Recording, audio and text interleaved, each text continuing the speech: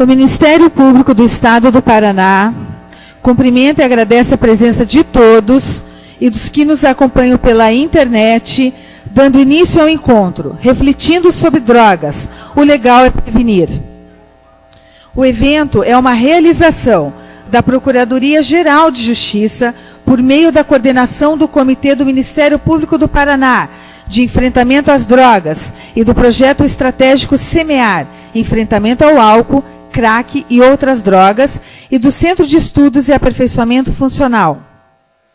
Este evento também é promovido em parceria com os Conselhos Estadual e Municipal de Política sobre Drogas de Curitiba e faz parte da Semana Estadual de Prevenção ao Uso Indevido de Drogas, Previda. Para compor a mesa de abertura, convidamos os excelentíssimos senhores. Neste ato, representando o Procurador-Geral de Justiça, Dr. Ivanês Forja, o Subprocurador-Geral de Justiça para Assuntos Jurídicos, Dr. Eliezer Gomes da Silva.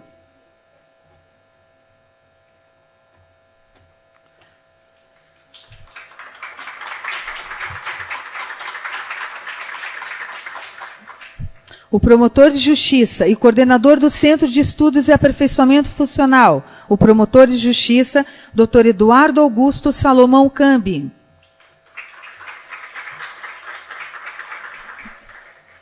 A coordenadora do Comitê do Ministério Público do Paraná, de enfrentamento às drogas, e do projeto estratégico SEMEAR, enfrentamento ao álcool, crack e outras drogas, e também vice-presidente do Conselho Estadual de Políticas Públicas sobre Drogas do Paraná, o CONEG, a promotora de justiça, doutora Cristina Corso Ruaro.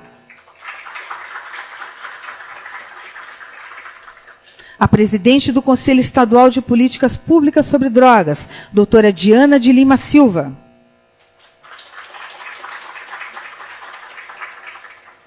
O diretor do Instituto Médico Legal, o Dr. Carlos Alberto Peixoto Batista.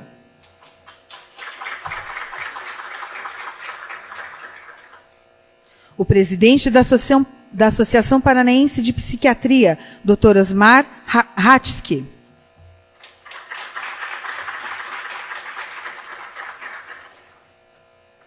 Agradecemos também a participação presencial e pela web dos membros do Ministério Público Paranaense, dos profissionais e estudantes das áreas da saúde, educação, assistência social e segurança pública, que atuam na prevenção do uso de drogas, na repressão ao tráfico e na reinserção social de usuários e dependentes. Sejam todos muito bem-vindos.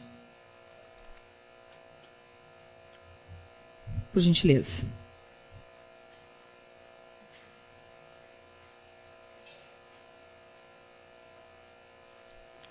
E para a abertura oficial deste evento, com a palavra, Dr. Eliezer Gomes da Silva.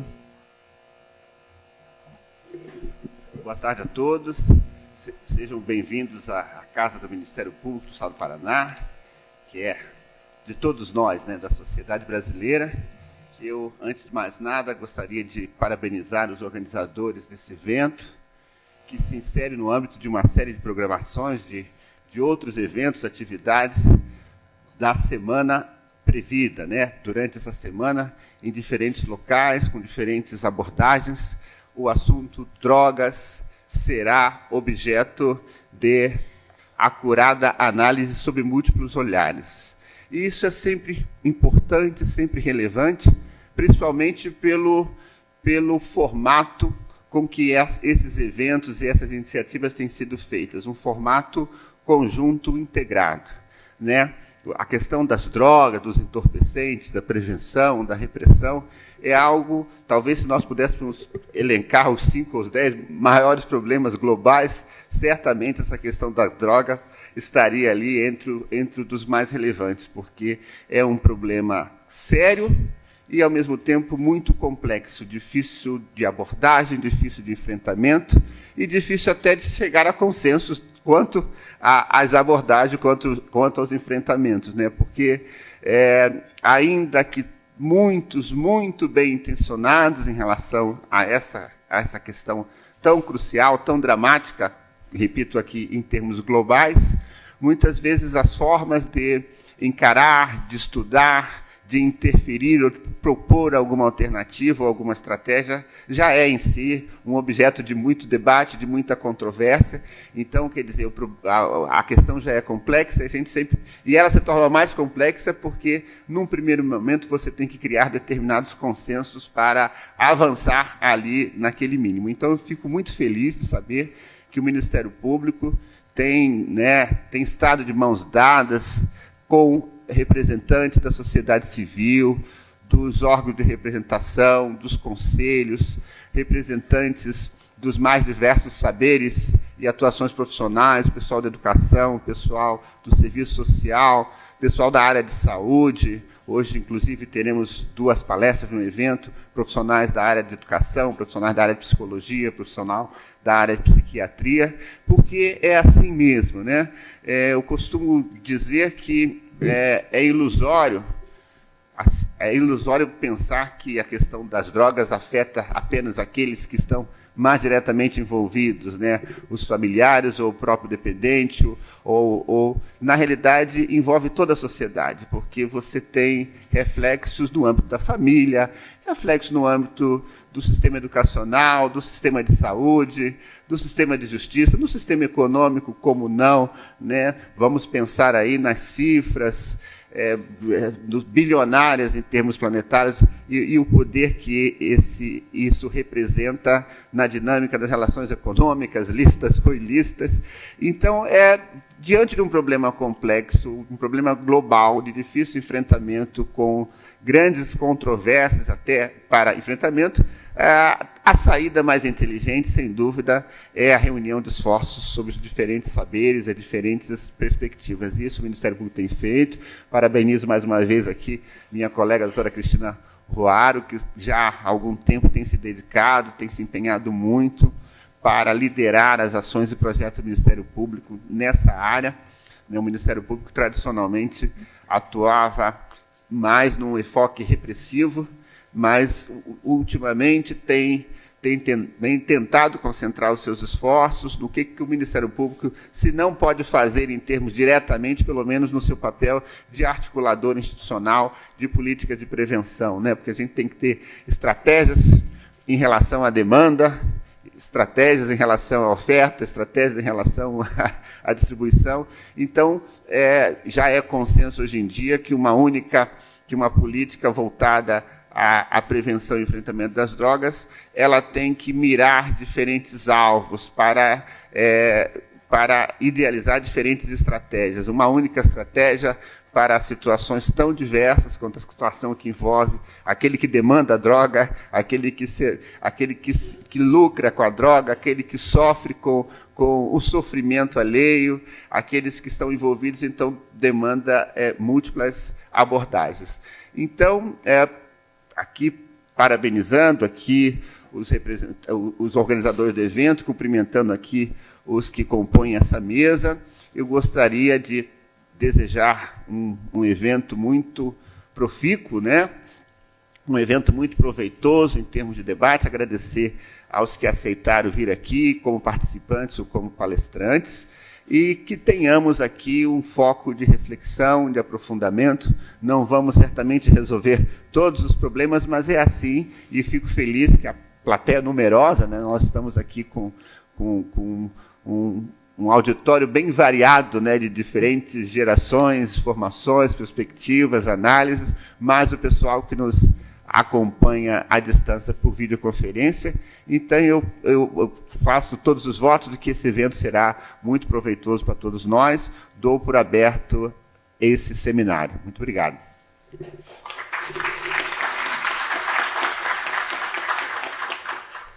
Usará da palavra Dr. Eduardo Cambi. Uma boa tarde a todos e todas. Cumprimento a mesa na pessoa do Dr. Eliezer, aqui representando o Procurador-Geral de Justiça.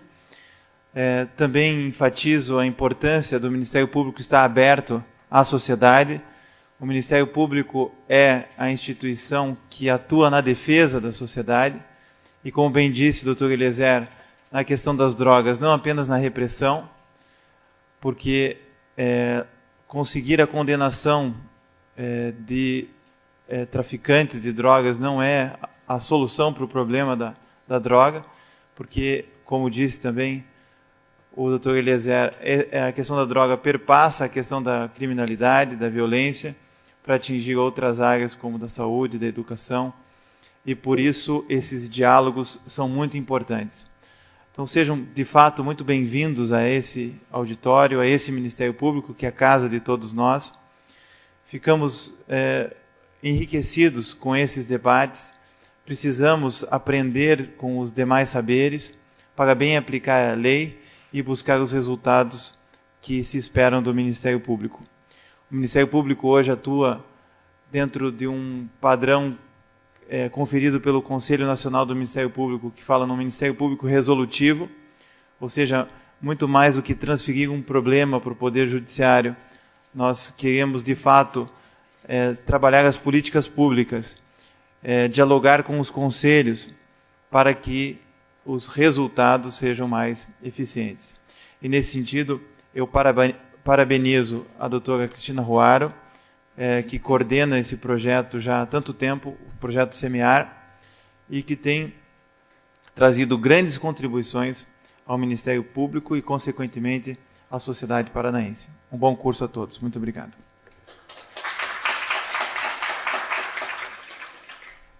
Usará da palavra doutora Cristina Corso Ruaro.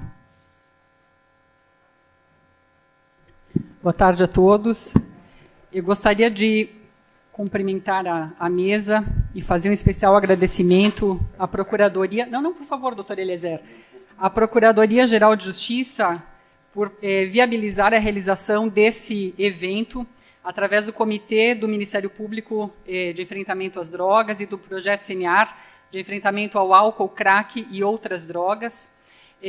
Cumprimento, então, Vossa Excelência, doutor Eliezer, por viabilizar tudo isso. Cumprimento a doutora Diana de Lima Silva, presidente do Conselho Estadual de Políticas Públicas sobre Drogas, do qual é presidente, eu estou atualmente como vice-presidente, de um grupo fantástico de 24 conselheiros, 12 governamentais, 12 da sociedade civil, e que não tem medido esforços para fazer o melhor na política pública sobre drogas, e acredito que com a atuação dessa equipe, dessa nova equipe, a gente vai poder contribuir de uma forma diferente para a política pública sobre drogas no Estado. Está sob a sua batuta agora, doutora Diana. Doutor Eduardo Cambi, que é coordenador do Centro de Estudos e Aperfeiçoamento Funcional, doutor Osmar Hatzky, que é presidente da Associação de Psiquiatria, do Paranaense de Psiquiatria, Dr. Carlos Alberto Peixoto Batista, diretor do Instituto Médico Legal e amigo de longa data. Todos parceiros nesse enfrentamento à questão das drogas, que é uma luta de todos. Nós falávamos hoje, doutor Eliezer, na abertura da Semana Previda, que foi feita no Salão de Atos do Palácio Iguaçu, com também um auditório repleto de pessoas. Foi uma oportunidade maravilhosa de congregação com a sociedade paranaense para iniciar esse debate. E eu quero aproveitar a oportunidade para parabenizar a doutora Diana de Lima Silva pelo discurso que deu realmente o tom que nós temos que ter no que diz respeito à política sobre drogas, e que realmente todos nós estamos constatando que ela não está acontecendo. E, assim, tenho que confidenciar a vocês, porque a gente faz o melhor possível, mas parece que existem forças obscuras, assim, que vão contra e fazem tudo ficar mais difícil. No poder público, nós temos uma burocracia imensa para fazer tudo. Temos regras a seguir. E quem é contra o poder econômico, que é muito grande, porque o tráfico de drogas no mundo move milhões. Ninguém está pensando na saúde do cidadão, na saúde do seu filho, alguém que está lá na ponta, se vai morrer ou não vai morrer, é um a mais que vai para o outro lado. Ninguém se importa com essas pessoas. E nós, enquanto Ministério Público, temos que nos importar. Alguém tem que se importar com essas pessoas. A sociedade tem que se importar com essas pessoas. Eu acho que isso é fundamental. A gente vê assim a dificuldade para as coisas acontecerem. Quem é do outro lado tem organizações internacionais financiando campanhas que difundem informações equivocadas. Para nós fazermos um folder, o folder que vocês têm na mão hoje, por embaraços que aconteceram no âmbito do setor público, e isso me deixou extremamente indignada, ficou pronto hoje pela manhã. Tá? Então, nós estamos conseguindo distribuí-los para vocês agora, porque tudo é difícil, mas nós vamos vencer essa batalha. Eu acho que é importante nós ressaltarmos aqui que nós não temos, muito se fala assim, a guerra contra as drogas é uma guerra falida. Eu tenho falado e reiterado, não existe no Brasil, ao menos, guerra às drogas, efetiva guerra às drogas, porque esses interesses estão infiltrados em poderes e impedem que as coisas aconteçam. Quando a gente vê uma Cracolândia em São Paulo, no estado que chegou, houve muitas críticas às ações que foram feitas lá, mas vocês imaginem o tráfico a céu aberto, traficantes que agrediam usuários a céu aberto, e essas pessoas precisam de tratamento. E eu sei que aqui tem várias pessoas aqui presentes, quando se precisa do tratamento não se consegue. Quando o usuário de drogas, o dependente químico, pede ajuda e pede socorro, e ele diz, eu preciso de tratamento, ele tem essa intenção, quando ele consegue chegar nessa intenção, ele vai pedir socorro na política pública de saúde, não tem vaga. E não dá para negar, quando o dependente químico pede esse socorro, tem que atender, porque esse é o melhor momento. Então, assim, inúmeras coisas devem acontecer. Há uma palavra, e isso que eu acho que todos aqui devem sair desse auditório com essa consciência, que se fala de multidisciplinariedade. Quando a gente diz que a política sobre drogas é uma questão da área de segurança, porque então tem que aplicar-se a lei penal, nós falamos que é uma política falida. Quando a gente fala que a política de drogas é uma questão meramente da saúde, nós temos que admitir, a política está falida. Porque tanto segurança quanto saúde pública, quando nós temos que recorrer a elas, é porque já falhou toda a política pública de prevenção anterior. E nós estamos nessa semana prevista, que é a semana onde se procura debater exatamente a prevenção ao uso de drogas lícitas e ilícitas. Então, não é nem tanto saúde, nem tanto segurança. É, acima de tudo, e aqui eu sei que tem vários profissionais da área da educação, começa do início de tudo. É lá na educação que nós vamos fazer a diferença.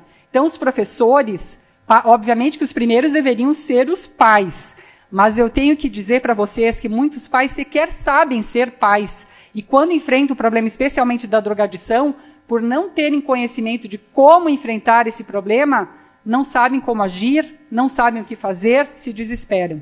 Tá? Então, assim, os professores, é importante que haja uma capacitação para a gente fazer essa abordagem, e a ONU tem falado que essa abordagem preventiva deve começar já aos 6 anos de idade.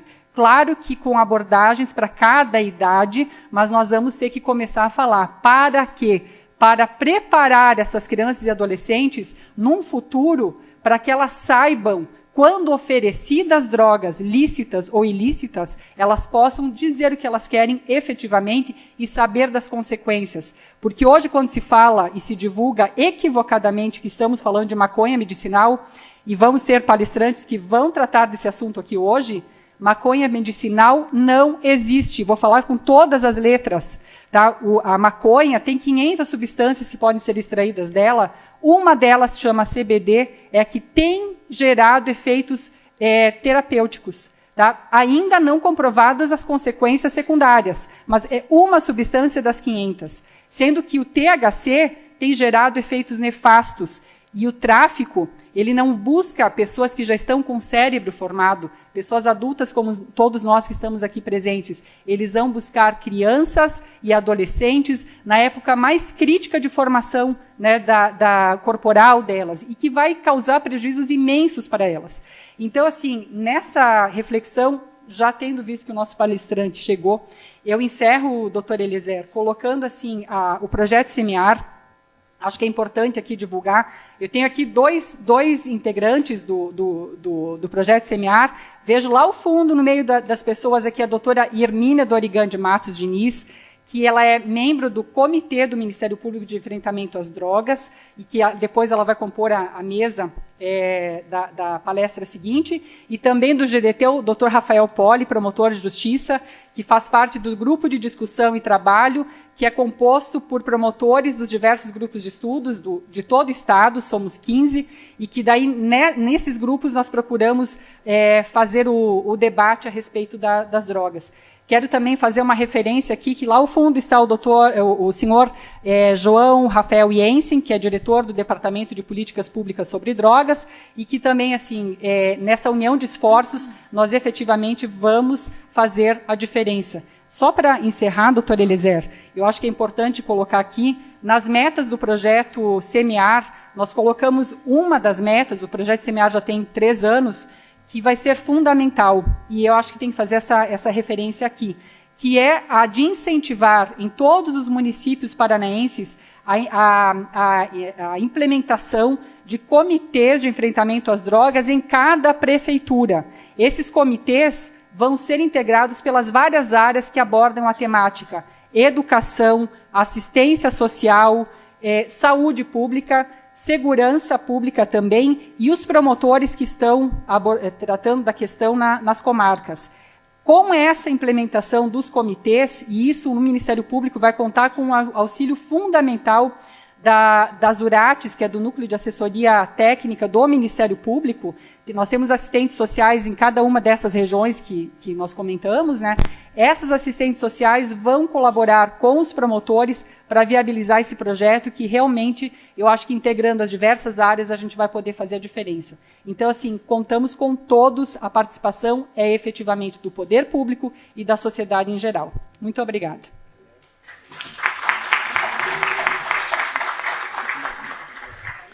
Então, mais uma vez, muito obrigada. E, neste momento, desfaça a mesa de abertura, solicitando a permanência da doutora Cristina Corso Ruaro.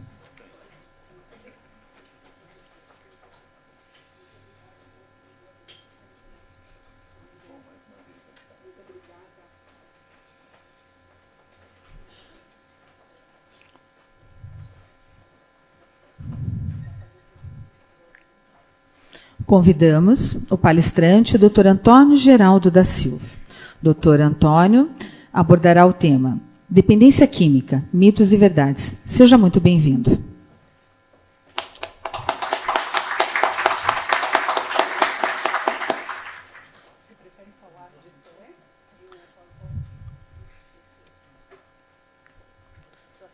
Já vamos auxiliar o palestrante. Enquanto isso... Pois não, silêncio, só um minutinho, por gentileza, já vamos dar o apoio necessário. Aqui. Enquanto isso, eu vou fazer a apresentação do Dr. Antônio Geraldo da Silva, médico psiquiatra, com residência médica integrada em psiquiatria da Universidade Nacional de Brasília, Hospital São Vicente de Paulo. Em 1988, é presidente da Associação Latino-Americana de Psiquiatria, membro da Academia de Medicina do Distrito Federal, especialista em psiquiatria pela Associação Brasileira de Psiquiatria, Associação Médica Brasileira, especialista em psiquiatria forense pela Associação Brasileira de Psiquiatria, Associação Médica Brasileira, tesoureiro da Associação Psiquiátrica de Brasília, diretor da Associação Médica de Brasília, diretor adjunto do Sindicato dos Médicos do Distrito Federal. Membro, mas só mais um parágrafo, que aqui o currículo é imenso, né? Membro da Câmara Técnica de Psiquiatria do Conselho Federal de Medicina, doutorando pela Faculdade de Medicina da Universidade do Porto, Portugal, com convênio com o Conselho Federal de Medicina, editor da revista Debates em Psiquiatria, editor do Jornal de Psiquiatria Hoje. Bom, o currículo é imenso. Nós temos um grande privilégio de contar com a presença do Dr. Antônio Geraldo da Silva, que é uma pessoa fantástica. Nessa simplicidade que o senhor está aqui, Dr. Antônio Geraldo, nós temos uma pessoa de um conhecimento fantástico, que nós, eu e a doutora Diana, estávamos em Brasília, conhecemos o senhor lá no Superior Tribunal de Justiça, em um evento que comemorava os 10 anos da lei de drogas no Brasil. Nós já estamos com 10 anos dessa lei. E a sua fala foi brilhante, e nós imaginamos assim, não podemos deixar que uma palestra desse nível não seja compartilhada pelo público paranaense. Imediatamente, nós aproveitamos a oportunidade para fazer o convite ao Dr. Antônio Geraldo da Silva, e ele imediatamente acolheu, concordou em vir aqui ao Paraná. E qual não é a nossa surpresa? Assim, desde que houve a notícia da chegada dele no Paraná, vários colegas, né, psiquiatras, vieram ao encontro, à nossa procura, procurando informações, queriam buscá-lo no aeroporto, levá-lo ao aeroporto, ciceroneá-lo aqui, sendo ele uma pessoa tão querida como é, além do conhecimento fantástico que tem. Eu gostaria de fazer também uma referência aqui à sua compreensão, Dr. Antônio Geraldo, pelo ocorrido hoje pela manhã. Nós tivemos a abertura no Palácio Iguaçu, do evento, onde estava prevista também a fala do Dr. Antônio Geraldo da Silva, mas essas coisas de imprevistos que aconteceu, né, que o ministro Osmar Terra fez uma palestra, ele não pôde vir a Curitiba pessoalmente, fez uma palestra via Skype, e tivemos alguma dificuldade de sinal, então não tínhamos a imagem dele, tínhamos a palestra e ele falando, e isso levou um bom tempo, e acabamos por decidir que a palestra do Dr. Antônio Geraldo da Silva seria feita aqui no auditório do Ministério Público, até porque acho que teria mais tranquilidade, sem pressas, para poder expor toda a sua fala. Então, a palavra está com o senhor, doutor Antônio Geraldo, o nosso agradecimento pela sua presença aqui, e acho que mais do que eu falar, nós precisamos saber das informações que o senhor tem para nos expor. Muito obrigada. Obrigado, sim. Bom, obrigado pelo convite. Para mim é extremamente importante estar aqui. Eu gosto muito do Paraná e gosto muito especialmente de Curitiba.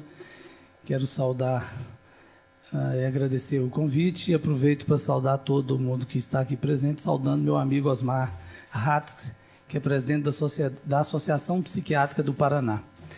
A Associação Brasileira de Psiquiatria, ela é uma associação sem fins lucrativos, e eu vou descer porque eu gosto de ficar perto das pessoas, eu não gosto de ficar longe, não quero ficar aqui mais perto aqui, e é uma associação que tem 50 anos no Brasil, que ela congrega os psiquiatras do Brasil. Nossa associação, ela vive da anuidade dos mais ou menos 7.000 psiquiatras que a gente tem nela. E com esse dinheiro da anuidade, nós fazemos alguns trabalhos que são bastante interessantes. Nós temos uma campanha que é crack, não usa crack, que essa campanha é voltada exatamente contra todas as questões relativas ao álcool e drogas, não só as drogas ilícitas, mas ao álcool e drogas, que é bastante importante para trazer isso para vocês entenderem nossa campanha. Trabalhamos também contra o preconceito, muito intensamente sobre todas as formas de preconceito, mas muito especialmente o preconceito para quem padece de doenças mentais. E nós temos uma campanha que chama A Sociedade contra o Preconceito. Temos outra campanha que chama Psicofobia é um crime, no sentido de criminalizar o preconceito contra quem tem doença mental. Ninguém quer criminalizar preconceito para botar ninguém em cadeia. Nós queremos fazer uma ação que seja educativa, que tenha a finalidade de educar.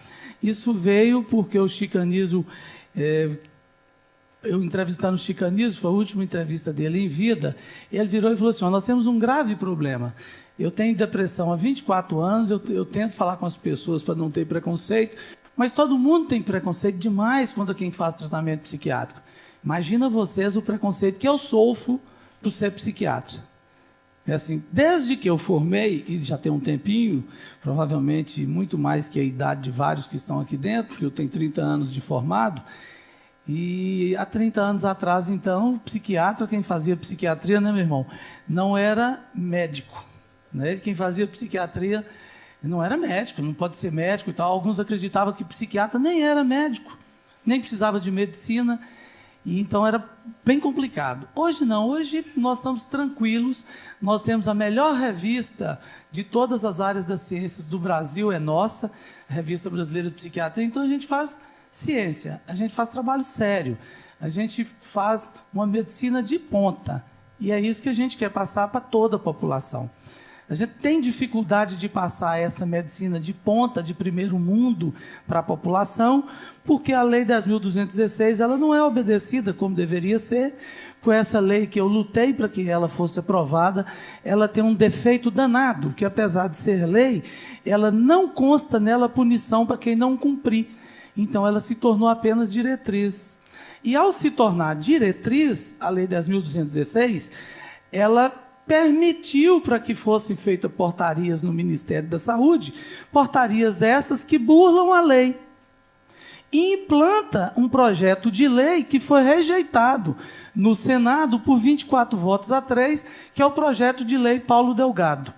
Eu estou dizendo aqui para vocês que, portanto, não existe lei antimanicomial, não existe lei Paulo Delgado. Isso nunca existiu, isso é um estelionato de lei. A lei chama Lei 10.216, em que tem diretrizes importantíssimas que faz exatamente o que seria o melhor para a nossa população, que seria ter uma saúde, acesso ao melhor tratamento, podendo então ter uma saúde mental digna no sistema público de saúde, que infelizmente a gente não tem. Todo médico, ele deve declarar seus conflitos de interesses para poder você entender por que ele está falando desse ou daquele assunto. Porque quando você fala de determinados assuntos, você, por exemplo, pode ser ligado a uma ONG. E essa ONG, ela defende a legalização de uma droga, como a maconha. E isso aí envolve muitos milhões, muito dinheiro. Então, eu teria que dizer aqui, né, que sou ligado. Eu não sou ligado a nenhuma ONG. Eu não recebo R$1 de nenhuma ONG. De nenhuma federação, quer seja de hospitais, ou federações que pudessem pagar, eu receber ou ser empregado, ou receber como freelance delas. Não tenho nenhum vínculo com a indústria de medicamentos, não tenho nenhum vínculo com a indústria do álcool, com a indústria do fumo e com a indústria da maconha. Indústria da maconha, ela já chegou no Brasil, ela já está fazendo as raízes dentro do Brasil e já está distribuindo muito dinheiro por tudo isso. Aqui são postos que eu assumo, são todos cargos voluntários, aqui eu não ganho nada para exercer essas atividades, e o que eu estou mais gostando de fazer ultimamente é esse aqui, ó, diretor assistencialista da Abravic. A Abravic é a Associação Brasileira das Vítimas do Acidente do Chapecoense. Quando ocorre um acidente como esse do Chapecoense, acontece muito frequentemente uma doença chamada de estresse, transtorno do estresse pós-traumático. E nós temos pessoas ligadas a esse acidente em vários estados do país, vocês nem imaginam, e pessoas que estão sofrendo e que não conseguem ter acesso ao tratamento do transtorno do estresse pós-traumático, porque nós não temos sistema ambulatorial no Brasil para atender um número enorme de doenças. Nós não temos ambulatórios especializados para atender pacientes com depressão. Nós não temos ambulatórios especializados para atender pacientes com transtornos alimentares, anorexia, bulimia, obesidade. Nós não temos. Nós não temos ambulatório para atender crianças e adolescentes que apresentam quadros psiquiátricos. Internação para crianças e adolescentes, então, isso praticamente não existe. Se alguém conhece algum local que interna criança e adolescente no sistema público, até me avisa, porque nós estamos catalogando, que achamos importante para informar para quem precisa. E aí você pode perguntar, mas tem necessidade? Claro. Quando você cria leis, você cria leis, mas você não acaba com doença por decreto ou por lei. As doenças vão continuar existindo. Fizeram os absurdos de criar limites, portarias, para acabar, por exemplo, com determinados serviços e tudo mais, mas esqueceram de fazer portaria proibindo de adoecer. As pessoas estão adoecendo e não tem onde internar, não tem onde tratar, não tem onde ter acesso a tratamento psicoterápico, a tratamento psiquiátrico, a tratamento nutricional. Porque assim, o que você faz com uma menina de 24 anos, 1,70 m, 39 quilos porque tem anorexia nervosa. Você vai levar para onde? Vai fazer o que com ela? Vai tratar onde? Nós não temos. Muito bem. Só para vocês terem uma ideia, cerca de 5% da população adulta, ou 250 milhões de pessoas entre 15 e 64 anos, usou pelo menos uma droga em 2014. 250 milhões de pessoas é muita gente. O número de pessoas que apresentam transtornos relacionados ao consumo de drogas aumentou desproporcionalmente pela primeira vez em 6 anos. E saiu outro estudo agora, e as drogas continuam pegando mais pessoas ficando dependentes, mais pessoas com transtornos psiquiátricos por causa do uso de drogas. Estima-se que mais de 29 milhões de pessoas que usam drogas sofrem de transtorno por uso de substâncias. Destes, 12 milhões são usuários de drogas injetáveis, dos quais 14% vivem com HIV. Reparem, tudo o que eu falo, eu coloco a fonte aqui embaixo, para que não haja dúvida de que nós estamos falando de bases científicas. Não é o que eu acho, o que eu penso, eu imagino, minha opinião, não é isso. A cannabis continua sendo a droga mais usada em nível global, com estimativa de 183 milhões de usuários em 2014, enquanto as anfetaminas continuam em segundo lugar. Gente, é muita gente. E isso aqui é puramente briga de mercado. Isso aqui é puramente para poder difundir produtos. Aí o que abarca aqui é o interesse financeiro, não é outra coisa. Entre os anos de 2006 aqui a 2014, o número de usuários de drogas aumentou em 39 milhões. Quantos países precisa juntar para dar essa população? Que nós temos inúmeros países com 2 milhões de habitantes, 3 milhões, 5 milhões, 39 milhões de usuários. O número de pessoas padecentes de transtorno por uso de substância cresceu em 3,5 milhões de pessoas com transtorno psiquiátricos. Apesar do preconceito que as pessoas têm, né, conosco, com os psiquiatras, a gente tem feito um trabalho que é assim, correr atrás do prejuízo. Por quê? Cadê as campanhas de prevenção? Elas não existem. Mas antes de fazer prevenção, a gente tem que fazer promoção da saúde. Cadê as campanhas de promoção da saúde? Nós não temos promoção da saúde, nós não temos prevenção de doenças. Fala-se muito em prevenção, mas antes de prevenção, nós temos que falar em promoção da saúde. Quantos de vocês têm filho aqui na idade escolar de 10 aos 15 anos de idade? Levante a mão, por favor. Ok. Vocês já pegaram o livro de ciências de seus filhos e já deu uma lida? Se não fizeram, façam. A minha filha chegou e me trouxe para mim, 1 ano e meio, 2 anos atrás, a seguinte questão: papai, olha o que está falando aqui, ó, que maconha não dá dependência química. Olha o que está falando aqui sobre drogas, papai. Eles estão dentro das nossas escolas difundindo o uso de álcool e drogas. Porque você diminui a percepção de risco. E ao diminuir a percepção de risco, que não é perigoso, você usa mais.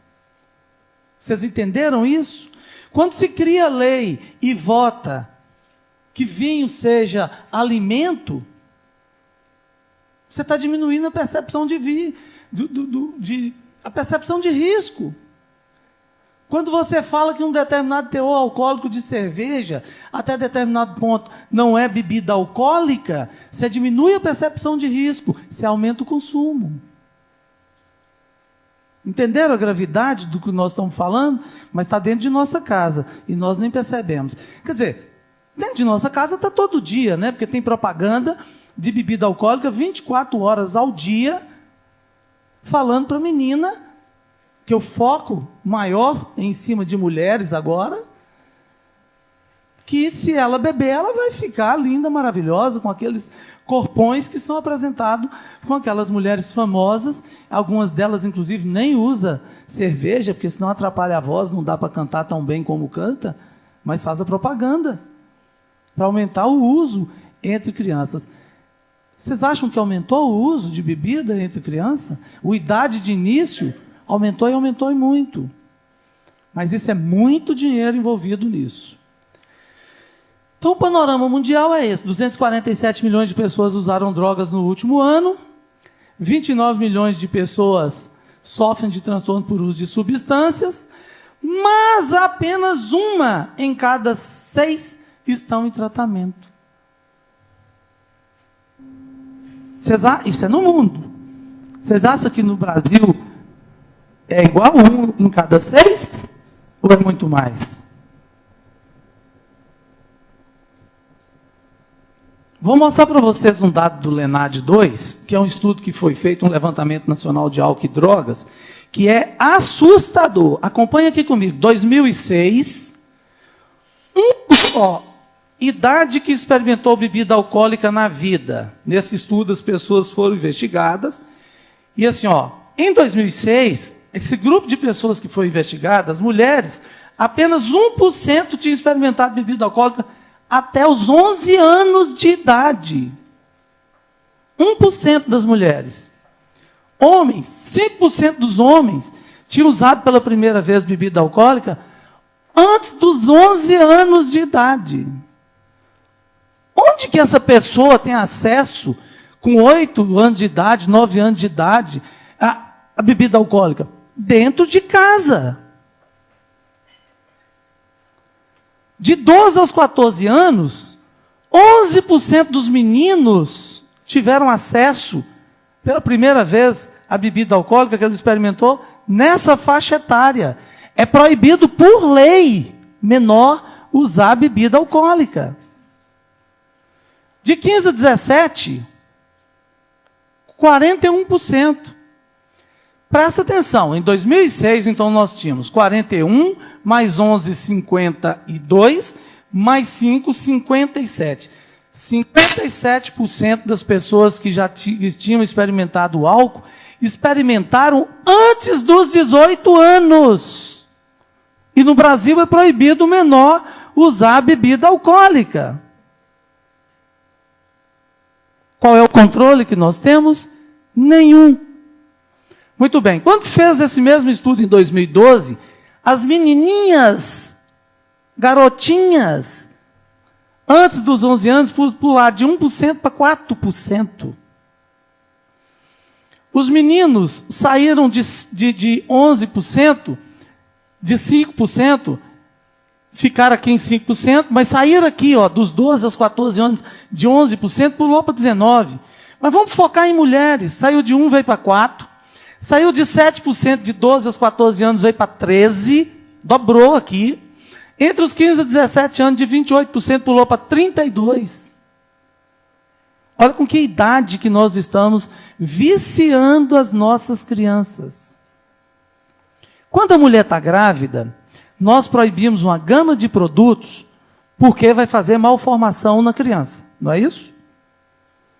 Alguém aqui permitiria uma grávida fumar, usar droga, usar bebida alcoólica durante a gravidez?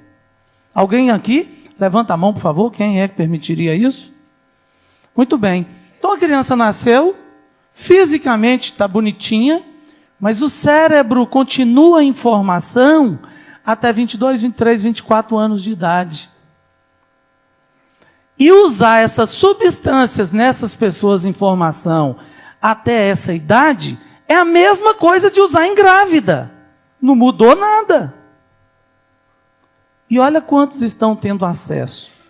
Exatamente quando você está fazendo a montagem do funcionamento cerebral, que passa um período chamado de poda neuronal, nós estamos permitindo isso.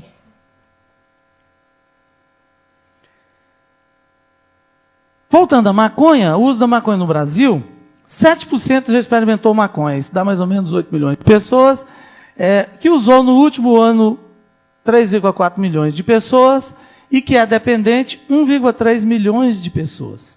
1,3 milhões de pessoas dependentes. Tem estudos já dizendo que isso aumentou. De 2012, então, esse foi esse estudo que eu peguei, mas aqui já diz que aumentou. Aumentou por quê? Porque a lei que está aí, ela liberou o uso. Então, o Brasil hoje é um país que liberou o uso. O Brasil, o uso da droga, ninguém é preso no Brasil por causa de uso de droga. O Brasil, ele é tão engraçado, as questões no Brasil, que assim, as escolas não estavam funcionando adequadamente. Péssimas escolas públicas e tal, e aí tendo muita repetição. Aí criou-se no Brasil a progressão automática, ninguém repete de ano mais no sistema público. Ao invés de melhorar a qualidade, não, criou a progressão automática. E aí vai, outras questões que são assim, né? Não deu certo, não sei o que, tem muito corrupto, então vamos melhorar essa lei da corrupção aqui. Que é isso que nós estamos fazendo? Então nós temos que parar de brincar com esse cuidado, pelo menos na área da saúde, porque não dá. Em relação à maconha, a idade do primeiro uso de maconha, nesse estudo do INPAD aqui, olha essa faixa aqui, pessoal. 62% do que experimentaram o fizeram antes dos 18 anos de idade. Uma população que jamais poderia usar essa substância. Isso aí antes dos 18 anos de idade. Bom, dependência química é classificado no Código Internacional de Doenças da Organização Mundial de Saúde. Aqui vai do F10 até o F19, que é aquele CID que a gente coloca nos atestados, nos relatórios. E aí a gente mostra aqui contém ampla variedade de transtornos que diferem em gravidade, mas não são atribuíveis ao uso de uma ou mais substâncias psicoativas. E aí, gravidade, a gente vai de intoxicação não complicada e uso nocivo até transtornos psicóticos óbvios e demência. E substâncias psicoativas podem ter sido ou não prescritas pelo médico. O que é dependência química? É uma doença crônica, e quando diz cronos, diz respeito a tempo, né? É uma doença que muitos anos de doença, com tendências a recaídas. É uma doença do cérebro, é uma doença complexa. Interessante, é uma doença do cérebro, está classificada entre os transtornos mentais, e pouco nós, psiquiatras, somos chamados para fazer as políticas públicas. Poucos nós, psiquiatras, somos chamados para participar das políticas públicas. Como que essas políticas públicas são construídas? Isso é doença. É doença. E o princípio aqui é modelo médico de doença mesmo. A questão social, ela vem depois, mas é uma doença. E como doença, nós temos que fazer assistência da saúde adequada. Fazer política pública de saúde adequada. Que vem desde promoção da saúde, prevenção da doença, para você tentar que a pessoa não adoeça. E depois que adoecer, você tem que ter um sistema amplo, rápido, dentro da rede social da pessoa, para que ela seja atendida com brevidade e que possa fazer a intervenção precoce. Você não tem que esperar criar as cracolândias para depois ir lá fazer na marra, no chicote. Você tem que ter acesso com facilidade ao tratamento. As pessoas precisam ter acesso. Precisam ter facilidade de tratar. Olha só. Nós pagamos por uma consulta psiquiátrica no SUS R$10. Esse é o valor para uma consulta psiquiátrica no SUS. R$10. Aí você vai e faz propaganda na televisão para usar cerveja, para usar álcool, e depois a pessoa tem cirrose hepática, e você paga R$110 mil por um transplante de fígado. Que política é essa? Que inversão é essa? A quem que isso atende? Não é a população. Então, assim, nós tínhamos que ter políticas públicas de saúde mental baseadas em evidências, baseadas em epidemiologia. Quais são as doenças mais prevalentes? Depressão, uma das doenças mais prevalentes. Quem trabalha aqui em CAPS? CAPS está preparado para atender paciente deprimido? Não está. Isso é para sistema ambulatorial. Eu vou lá, faço uma consulta e vou embora trabalhar, vou embora para casa.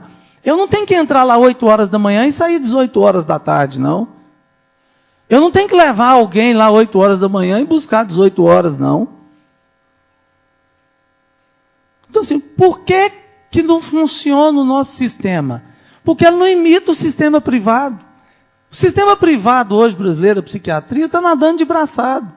Faz um excelente trabalho. Mas você vai, marca a consulta, é atendido pelo psiquiatra, vai embora para casa, ele te indica um psicólogo, você lá marca a sua psicoterapia, vai lá e faz. Se você tem transtorno alimentar, ok, aí você vai também passar pelo nutricionista, com a equipe multiprofissional, com trabalho multidisciplinar, com ações interdisciplinar.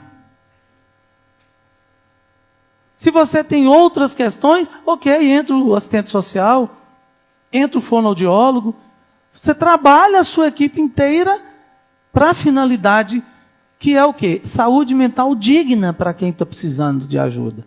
Só que a gente não tem esse sistema ambulatorial no sistema público de saúde. Por quê? Porque os burocratas que estavam antes na coordenação de saúde mental do Ministério da Saúde não acreditam que a doença mental existe. Se você não acredita, olha a estratégia. Se eu não acredito que a doença mental existe, eu não preciso de fazer política pública, porque eu acredito que ela não existe. Então nós tínhamos 6,3% do dinheiro da saúde pública para a saúde mental. Hoje é menos de 1,5%. Aí foi tudo desviado para outras coisas que... Eu estou em Curitiba, né? Então, a gente já sabe para que foi desviado. Qual o desafio imediato? Antes de tudo, instalar atenção hierarquizada. Nós precisamos que você não saia do quebre o seu meio social, gente. Por quê? Que para poder atender um paciente psiquiátrico, tem que criar um serviço à parte. Por quê?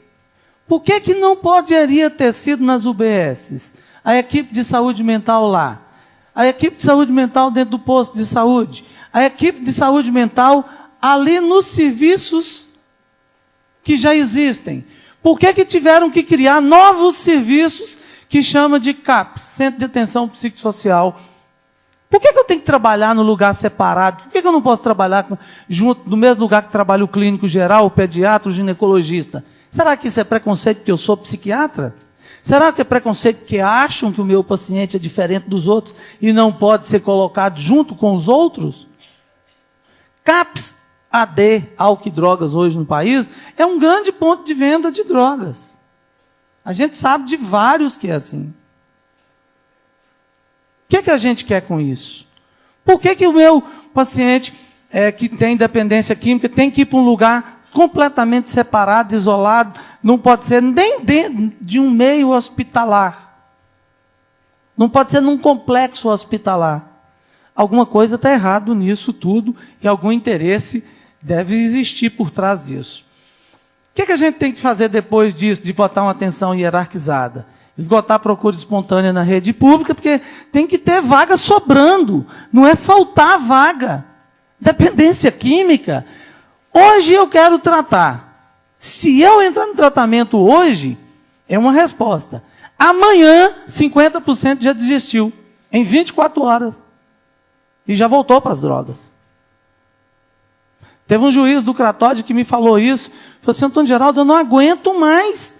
Tem reunião para tudo nesses negócios. Tudo tem que ter reunião. Trabalhar mesmo, ninguém trabalha. E meus pacientes que eu indico para lá, levam 15, 20 dias, o cara já desistiu.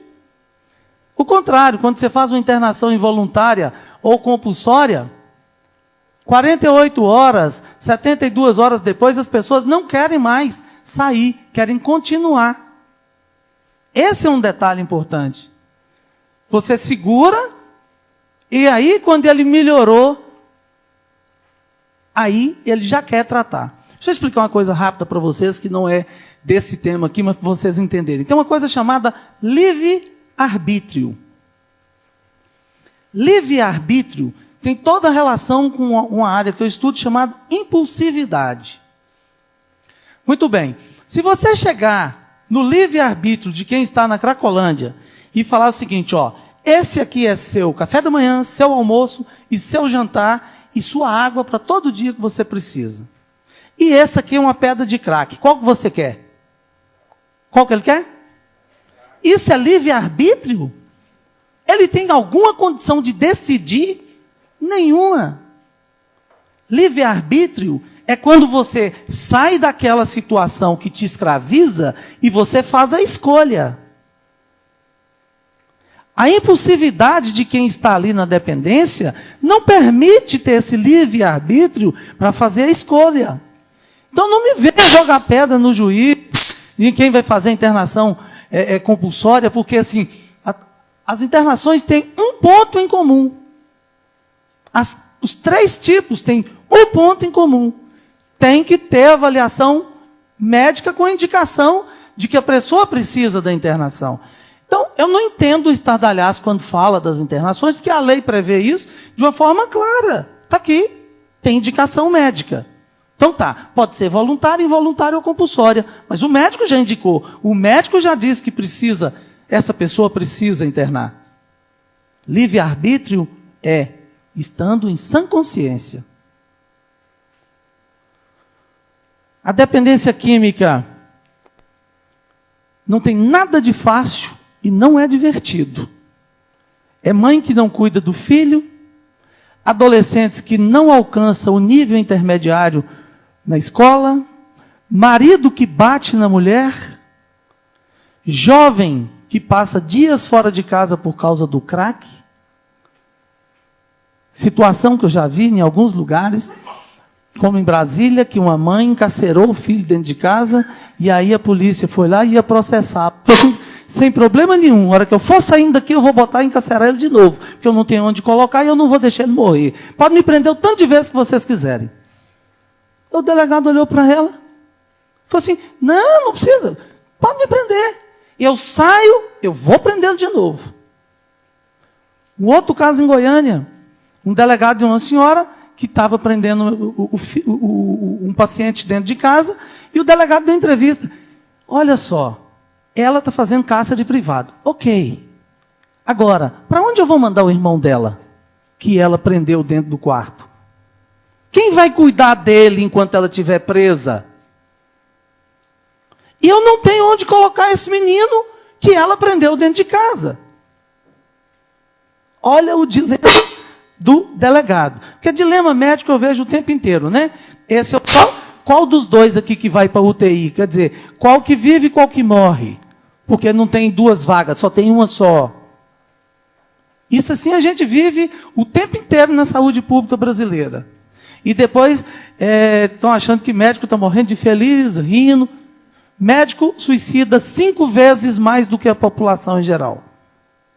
E mulher médica suicida 2 vezes mais do que o homem médico.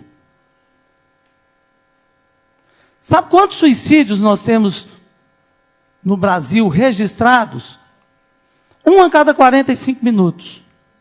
33 por dia. 12 mil por ano. E é mentira, porque esses são dados oficiais. A gente sabe que é o dobro disso. É muito mais. Porque os dados oficiais são falhos. Muitos que entram como atropelamento, na verdade a pessoa pulou de frente ao carro. Outros que entram como intoxicação, na verdade a pessoa tomou um monte de remédio. E aí vai outras situações.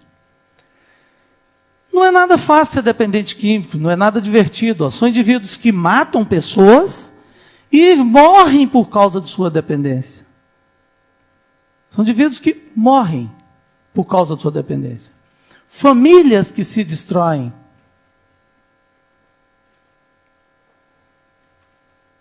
Na dependência química, você tem que fazer um trabalho de altíssima complexidade. Assim como é um transplante de rim, um transplante de fígado, altíssima complexidade. Esse não é um trabalho em que você pega um médico qualquer, dá um curso para ele de saúde mental e ele passa a tratar dependente químico. Não é não, gente. É muito estudo, é muito complexo isso. A equipe tem que ter um treinamento muito complexo. Não é um treinamentozinho de 40 horas, 80 horas, mas não é mesmo. Vocês querem operar comigo o coração com treinamento de 100 horas? Eu acho melhor não. É a mesma coisa. É altíssima complexidade. Ninguém quer ir trabalhar com um neurocirurgião. Quantos anos ele leva para formar, para fazer cirurgias de altíssimas complexidades? É a mesma coisa a formação para quem trabalha com dependência química. Você tem que ter o cuidado, isso que diz respeito a mim e àqueles que trabalham com saúde, que é a atenção ao usuário e familiares. Aqui, então, nós temos que ter uma rede de atenção à saúde, comunidades terapêuticas, para poder trabalhar em conjunto. Isso aqui é uma atenção complexa, e que envolve vários setores da saúde, todos com seu importante trabalho e seu importante complemento. Aí você tem um outro pilar, que é prevenção, que é o fortalecimento da rede de proteção, que é a atuação nas escolas, a atuação na comunidade, comunicação com a população, e a autoridade, que deve fazer o enfrentamento ao tráfico de drogas, fazer intervenção nas cracolândias, combate ao crime organizado. Para isso funcionar,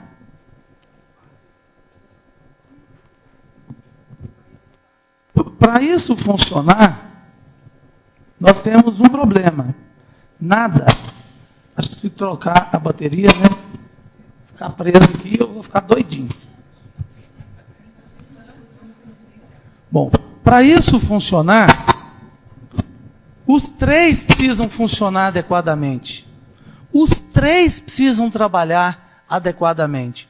Então, quando constroem as políticas públicas e esquecem ali do cuidado, não adianta nada.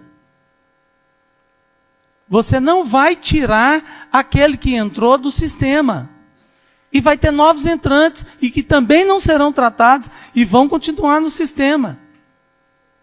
Então, não tem como fazer política achando que lê um manualzinho ali e sabe medicina, que sabe tratar a dependência química, que sabe falar sobre, dar resultado para o tratamento dos dependentes químicos. Não tem como. A gente precisa muito mais do que isso. Isso é um mito, dizer que o álcool é inofensivo. Mito total. O álcool, hoje, nós temos de 20 a 30 milhões de dependentes do álcool no Brasil. Estudos realizados pelo Centro Brasileiro de Informações sobre Drogas Psicotrópicas demonstrou que mais de 65% dos jovens brasileiros consomem álcool. E vocês viram a idade que começou, né? Antes dos 18 anos. Mais de 60% iniciou antes dos 18 anos. Além de ser um potencial para a dependência, o álcool também abre portas para demais drogas, especialmente para a maconha e o cigarro. A maconha é natural e por isso é inofensiva. Esse é outro mito. A maconha deteriora os neurônios do cérebro humano responsáveis pelas memórias mais recentes, ou seja, de curto prazo, o que se dá pela alta concentração da substância THC. Além disso, a droga também pode desencadear problemas psicológicos que vão desde o desânimo e ansiedade até problemas mais sérios, como transtorno bipolar, depressão e esquizofrenia. Agora há pouco, eu dei uma entrevista na rádio e me perguntaram se a maconha era uma droga leve. Maconha é uma droga pesada. não podem confundir jamais a maconha de 1960, 70, com a maconha que nós temos hoje no mercado. Agora sim, a pessoa solta, né? É porque eu sou sertanejo, eu nasci no sertão de Minas Gerais. E aí eu cresci correndo para lá e para cá na cidade, pelado, peleco, ou então de cuequinha. Então, assim, cresci com a liberdade e é isso que a gente luta, porque a droga tira a sua liberdade. Quem é um dependente, ele não tem liberdade. A vida dele, ela é totalmente presa à droga. A maconha de 60, 70 era uma outra maconha. E naquela época, realmente, você podia falar, não dá dependência física e psíquica, não, dependendo de quem usa, como usa, não sei o quê. Aquilo, naquela época, era uma história. Agora é outra. Os altíssimos teores que nós temos de THC, não só pela transformação que foi feita das plantas, mas também de algumas maldades que existem. Por exemplo, a planta feminina da maconha, que são vários tipos de cannabis, tá? Não é só a sativa, não. É a sativa mais usada, mais falada, mas tem outros tipos de cannabis. E tem tetraidrocannabinol em outras plantas, que não é só a maconha. Mas essas outras plantas não vale a pena plantar. Então, quando você pensa naquela maconha lá, ela não tem relação nenhuma com essa. A maconha feminina, a planta feminina, ela tem muito maior concentração de THC do que a masculina. É um detalhe. São detalhes, minúcias. Se você plantar ela no aberto, em campo aberto, ela tem uma concentração. Se você plantar ela indoor, que é o que as pessoas fazem, né? Até com irrigação de água, aquelas coisas todas bonitinhas, tampado, fechado, a concentração de THC também é muito maior. Sabiam desses detalhes? Importante saber. É importante ler sobre isso para compreender mais esses detalhes e essas maldades. Então, isso é um mito. A maconha, por exemplo, gera transtornos afetivos como mania, depressão, suicídio, psicose tóxicas como psicose induzida por cannabis, delírio induzido por cannabis, psicoses funcionais como esquizofrenia, transtorno esquizofreniforme, síndrome amotivacional, transtornos ansiosos, despersonalização. Quadros psiquiátricos verdadeiros. Então, peraí, alguém um dia virou para mim e falou assim, mas você não está sendo inteligente. Eu falei, por quê? Quanto mais gente tiver maconha, mais doido vai ter, mais você vai ganhar dinheiro. Eu falei, você tem total razão. Só que nós médicos não trabalhamos com essa equação. O médico trabalha com a equação da saúde. Nós não gostamos de trabalhar com doença. Médico não pode gostar de doença. Se médico gostar de doença, ele não é um bom médico. Médico gosta de saúde. Médico gosta de boa saúde, não é de doença. Cultivar a doença é um problema. Para nós não é bom a doença. Então a gente quer sempre trabalhar com promoção da saúde, prevenção da doença, para que a pessoa nem adoeça. Só o que já existe de doença para acontecer, sem você fazer nada, já é demais. A gente não precisa de doenças provocadas. Então, nós trabalhamos com saúde. Mitos e verdade. Remédios tarja preta viciam. Parcialmente verdade. Por exemplo, uma pessoa que tem TDAH e que precisa de usar anfetamina, ele não cria vício com anfetamina. Por quê? Porque aquela anfetamina vai corrigir uma deficiência que ele tem e ele precisa daquilo para voltar a ter um funcionamento normal, que é o transtorno de déficit de atenção e hiperatividade. Tanto é que essas pessoas que têm, estão sempre perguntando, quando é que eu vou parar de tomar o remédio? É o que a gente mais ouve no consultório. Está cheio de psiquiatra aqui na frente, pode confirmar o que eu estou dizendo aqui. É o que a gente mais ouve. Quando é? Se viciasse para nós era muito bom, porque a gente garantia que ele não ia parar de tomar o remédio. Então, assim, os nossos pacientes que precisam de tratamento, esses pacientes que precisam tomar o remédio, esses não têm esses vícios. Por quê? Porque antidepressivo não vicia, antipsicótico não vicia, antidepressivo é... Bom, aqui não tem médico, eu não quero falar nome comercial, não gosto de falar nome comercial para não fazer publicidade, mas vamos dizer, paroxetina, antidepressivo, não vicia. Fluoxetina, antidepressivo, não vicia. Haloperidol, antipsicótico, não vicia. Imipramina, antidepressivo, não vicia. Amitriptilina, antidepressivo, não vicia. Esses remédios não viciam. Também não são faixa preta. Mas os faixa pretas, nós temos os benzodiazepínicos, os ansiolíticos. Muito bem. Nós temos ansiolíticos que são essenciais para determinados tratamentos. São mágicos para quem está sofrendo. O médico prescreve e o médico retira. Psiquiatra prescreve muito menos benzodiazepínicos do que os não psiquiatras. A gente prescreve e já programa a retirada. Por quê? Porque é importante fazer a retirada. A gente sabe que não é para usar ad eterno, mas depende para que você está usando. Se a pessoa tem um transtorno de pânico, maconha pode provocar isso. E só melhorou com clonazepam? Ok, você vai ter que usar clonazepam nele durante anos. Só que quem faz o controle médico tem o controle. Você não tem o aumento de dose, né? O uso a mais vai aumentando, vai gerando tolerância, vai aumentando. Isso é dependência. Só que com controle médico isso não acontece. Com controle médico, psiquiátrico, garantido que isso não acontece. O grande problema é que as pessoas começam a se automedicar e as pessoas começam a procurar médicos só para prescrever aqueles remedinhos. Nós, da Associação Brasileira de Psiquiatria, nós somos contrários a esse uso indiscriminado de medicamento, de autoprescrição, de nada disso. Mas esse é um problema que a Anvisa tem que cuidar. E tem que saber quem é que prescreve sem escrever no prontuário, quem que prescreve em qualquer posto, em qualquer lugar para qualquer um, para o amiguinho, para o parente, para isso e para aquilo. Porque isso tudo é errado. Tudo inadequado. Ainda agora no almoço, eu conversava com meu jovem amigo aqui, e nós falamos, engraçado, eu nunca consegui fazer essas coisas erradas. A gente falava de perícia.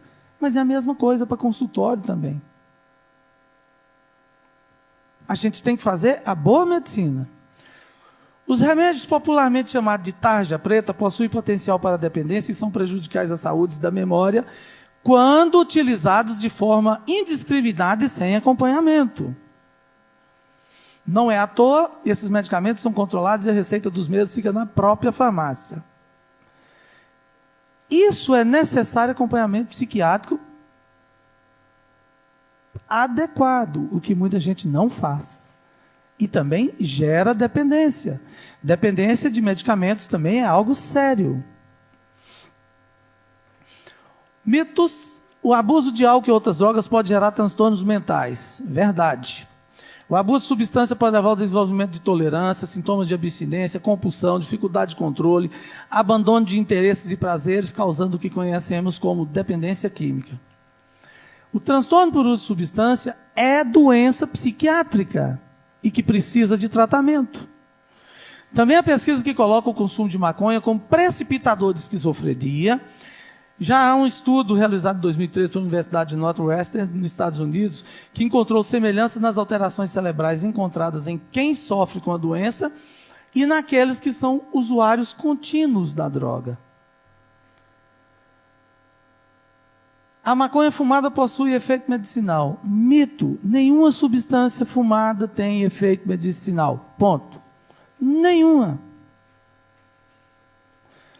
Essa história de maconha fumada tem efeito medicinal é publicidade para ter maconha no mercado e diminuir a percepção de risco. Que se eu diminuo a percepção de risco, se faz até efeito medicinal, por que eu não posso fumar? Aí eu vou fumar mais. E é isso que estão enfiando na cabeça das pessoas. Não existe maconha medicinal. Isso é importante saber disso. E vou contar para vocês uma historinha rápida, boba, mas bem rapidinha. No interior de São Paulo, numa cidade chamada Ribeirão Preto, numa universidade chamada USP, um pesquisador descobriu que no veneno da jararaca tinha uma substância que é uma bradicinina e que funcionava como hipotensor, que baixava a pressão das pessoas. Correto? Muito bem. Descobriram essa substância. O que fizeram? Estudaram essa substância e transformaram essa substância num remédio chamado captopril. Quem toma captopril ou já tomou aqui? Muito bem, olha aqui, tem uma pessoa que toma ou já tomou. Então, captopril é um remédio para baixar a pressão. E ele vem de onde? Do veneno da jararaca. Correto? Muito bem, sintetizou-se então a bradicinina e vende-se como remédio para pressão, que é o captopril. Vocês sabiam disso? Tem outros casos mais. A S, por exemplo, vem também assim, de uma planta, ácido acetil salicílico. E tem outros vários mais. Muito bem. Se realmente ficar determinado que uma das quase 500 substâncias que tem na maconha tem efetivamente efeito químico, como é o caso do canabidiol, você não precisa plantar maconha. Você já tem ele sintético. Para que plantar? Campos e mais campos, fazendas e mais fazendas de maconha, se tem ele sintético, assim como tem o captopril. Quantas pessoas estão criando jararaca aí para baixar a pressão? É o mesmo princípio. Né? Quantos estão criando jararaca? Por que eu tenho que ter fazendas e fazendas de plantação para poder, em nome da ação medicinal do canabidiol? Não tem porquê, porque tem ele sintético. Não há razão nenhuma para se fazer isso. O princípio é outro, né? O que está por trás disso é outra coisa. Prevalência de indivíduos com indicadores para depressão entre a população em geral, com abuso ou dependência de álcool, mostra que na população em geral qual é a prevalência, ao tanto que aumenta em usuário problemático de álcool, em usuário de maconha, ao tanto que aumenta em usuário de cocaína. A depressão em homens e mulheres é pior entre meninas, adolescentes, aumenta em 3 vezes mais a prevalência da depressão. Depressão é uma doença que tem a seguinte prevalência: 20 a 25% teve ou terá depressão ao longo da vida. Uma menina de 17 anos que fuma 1 cigarro de maconha por semana, eu estou falando 1, ela aumenta em 3 vezes mais a chance de ter depressão. Por isso, a maior causa de morte entre 15 e 19 anos de idade entre mulheres é o suicídio. A segunda maior causa de morte entre 15 e 29 anos de idade é o suicídio. Olha com o que nós estamos mexendo. Não dá para brincar com a saúde da população. Isso aqui é o número de pessoas já fazendo consumo de maconha. Eu vou passar. Ouçam rapidamente, eu preciso de áudio. Ouçam rapidamente esse professor, que é um grande professor, o que ele fala aqui, que é muito interessante. Áudio, por favor. Opa. Como eu faço para passar? Vai ter que ir lá, então vamos lá. Tem que clicar em cima do o áudio. Mas nós temos que, de alguma forma, alertar a população que existem algumas substâncias que são muito tóxicas para o cérebro do adolescente. E a maconha é a principal delas. E ela está sendo usada por crianças de 12 anos, em vários países do mundo. E há uma consciência, em vários países do mundo, que é preciso parar com isso. Porque nesse momento o cérebro da criança está se transformando, o cérebro do adolescente está se reprogramando, e nós temos mais receptores de maconha no cérebro do que o conjunto dos receptores de todos os outros neurotransmissores. E nessa altura, a gente altera toda a programação que o jovem ia ter para ter um cérebro adulto normal. Aumenta como eu disse, 2 vezes 0,6 o risco de depressão das meninas que fumam maconha uma vez por semana, aumenta quase 3 vezes o risco de psicoses graves do tipo esquizofrenia em jovens com menos de 18 anos fumando maconha uma vez por semana. Não é todo dia, mas tem um monte de gente usando todo dia. Eu acho que tem alguns contrassensos. Quer dizer, como é que você, que defende o meio ambiente, deixa de defender o ambiente interno? Como é que você pode defender que não se polua as coisas e seja defensor de poluição do sistema nervoso? Como é que pode alguém em sã consciência ser favorável não à descriminalização, porque eu sou favorável à descriminalização. Eu acho que pegar um jovem e botar na cadeia junto com marginais é uma má política, é ruim, eu não quero que ninguém que eu conheça seja submetido a isso. Mas advogar a liberalização do uso dessas substâncias e deixar com que as pessoas usem isso como se fosse melhor do que álcool e cigarro, não, é tão ruim ou pior do que álcool e cigarro. O senhor é contra isso? Eu sou contra. Bom, nós ficamos sem um vídeo ali, que fica até desinteressante ver sem um vídeo, mas é isso aí, ó, isso é muito grave. Nós estamos aí cheios de crianças de 12 anos no mundo. Maconha, a diferença entre o remédio e o veneno. Isso é bastante interessante, quem não viu no blog da Veja esse artigo do Ronaldo Laranjeira, vale a pena. Onde ele mostra assim, ó, dentre eles, os 500 elementos, 2, o canabidiol e o THC têm efeitos terapêuticos que, na medida certa, podem até beneficiar a saúde, mas isso é na medida certa. Nós tivemos um medicamento no mercado que chamava do antimaconha, o Rimonabam. Ele era usado para emagrecer e acabava com essa gordura abdominal. E, realmente, ele acabava com essa gordura abdominal e a pessoa ficava com cinturinha. Mas muitos morreram. Por quê? Porque também provocava depressão e suicídio. Então, quando a gente lança uma substância no mercado, a gente tem que tomar muito cuidado com o que nós estamos fazendo. Uso precoce da maconha antes dos 17 anos, resultados aos 25 anos, assim, ó, todos esses resultados negativos, né? Evasão escolar aumentada, sem diploma, sem amparo previdenciário, aumento do comportamento suicida, uso de outra droga ilícita e dependência da maconha aumentado absurdamente. Muito bem, a maconha, o que ela provoca? Prejuízo no desempenho escolar, esses artigos aqui. Dependentes de cannabis tiveram um decréscimo de 5,23 pontos no QI da infância para a vida adulta, se comparados com controles no segmento de 38 anos. Dependência em 12 a 53% dos usuários. Se mostrar assim, isso é muito grave. Aumento da chance de se envolver com outras drogas, grave. Sintomas psicóticos, esquizofrenia e depressão, todos esses estudos aqui. Aumento da chance de fracassar na vida, esses estudos aqui, e dobra a chance de se envolver em acidente de trânsito, todos esses estudos ali.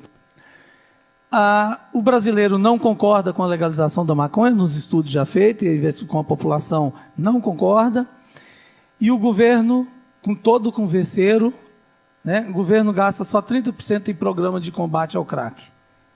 30% do dinheiro que tinha colocado para isso, só gasta 30% desse dinheiro. Apontado como ação prioritária do governo em 2013, o programa de combate ao crack, chamado de Crack é Possível Vencer, teve um desembolso efetivo de 166 milhões do orçamento da União de 2013, ou 29,83% do valor total autorizado de 558 milhões. Nos colocamos à disposição do governo várias vezes para dar assessoria na nossa área, gratuita para isso. Nunca fomos chamados. Nunca.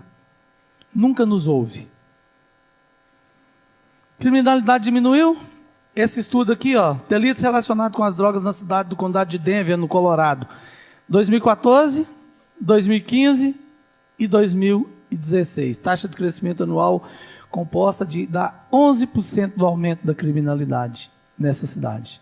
Então isso é balela. Deixa eu explicar uma coisa para vocês. Quando você legaliza a maconha, você põe imposto. E aí eles falam, tem que super taxar. Aí você põe uma maconha bem cara. Bem cara. Você acha que isso acaba com o tráfico? Não. Ele vai continuar vendendo no preço dele, que é mais barato. Alguém acabou com o tráfico de CD? De cigarro? De cachaça? Continua do mesmo jeito. Então isso é balela. Isso é aumento da oferta, a facilidade de compra. É isso que faz, nada mais do que isso. Esse aqui é aumento de criminalidade, mostrando de uma maneira geral, aumento de crime. Isso aqui é aumento dos estupros. Isso aqui é um estudo mostrando exatamente o aumento dos estupros. Imaginava que fosse diminuir, foi aumentar. Né? Essa é a história deles que diminui, né? Não diminui coisa alguma. O que se pode aprender do que é isso do tabagismo? Nós tínhamos mais ou menos 50% da população que fumava. Nós começamos um trabalho na área médica intenso de restringir o uso do cigarro. Hoje, só 50%. Só 12% desses 50% que fumavam é que fumam. Nós reduzimos por demais. É até estranho hoje quem fuma, né? A gente olha até estranho assim para a pessoa. Oi, você fuma? Aí, nossa. Por quê? Por causa do trabalho que foi feito. Por quê? Deu-se informação séria para a sociedade, restringiu-se o acesso ao cigarro e proibiu-se a propaganda. Aí eles querem fazer com a maconha, já está uma propaganda monstra. Isso tudo que fala o tempo inteiro, não tem propaganda maior do que essa. E diminuição da sensação, da diminuição de risco, diminuição de risco. As pessoas, não, pode usar, é medicinal, né? Sai nos grandes programas de televisão. Nós tínhamos 48%, hoje 12%. Restringiu-se o acesso, proibiu-se a propaganda. Se as evidências sinalizam com a possível liberalização da maconha, haverá o quê? Aumento do consumo, aumento dos problemas decorrentes deste consumo, deslocamento do sistema judiciário para o de saúde. Então, os juristas que defendem essa história, eles estão querendo o quê? Tira o problema, então, do judiciário e joga todo para a saúde. Se lasque, né? Não é um problema meu. Qual o custo e quem se beneficiará da liberação? Beneficiários: usuários descompromissados com a saúde pública, idealistas defensores do direito de se drogar, grupos de interesse econômico na exploração desse novo negócio. Esse aqui é que financia todo esse estardalhaço que está sendo feito aí. Por quê? Porque o Jorge Soros investe mais dinheiro no Brasil publicizando a maconha do que a Secretaria Nacional Antidrogas tem para poder fazer promoção de saúde e prevenção de doença. Então, a verba da Senad é menor do que a verba que o mega milionário Jorge Soros investe em difundir a maconha medicinal, entre aspas, no Brasil. Soros oferece a Mujica estudar o impacto da marihuana legal.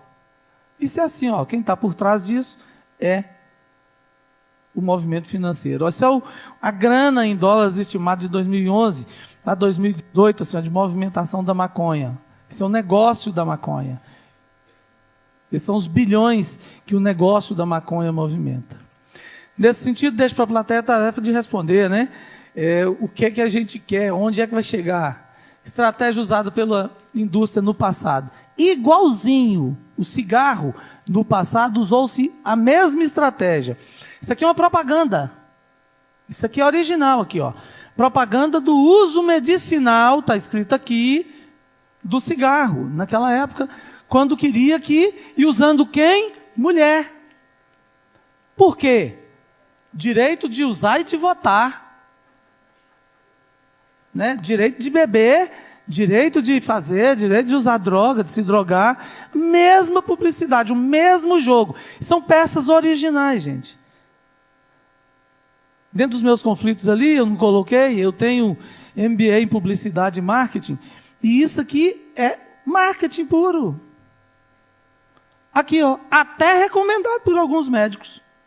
Está aqui, Igualzinho. Igualzinho.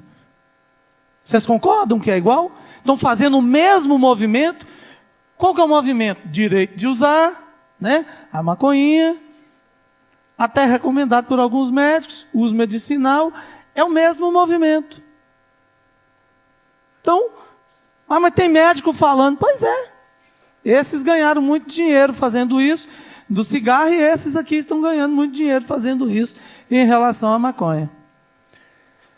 Bancos levaram 1 quadrilhão, petróleo 2,5 trilhões, indústria bélica 1,5 trilhões, movimentou no mundo, a indústria farmacêutica 700 bilhões, álcool 500 bilhões, tabaco 350 milhões, drogas 300 bilhões. Liberando, né, a maconha disso aqui pegou 142 bilhões, liberando isso aí vai aumentar para trilhões, vai equiparar a indústria bélica, pode ter certeza.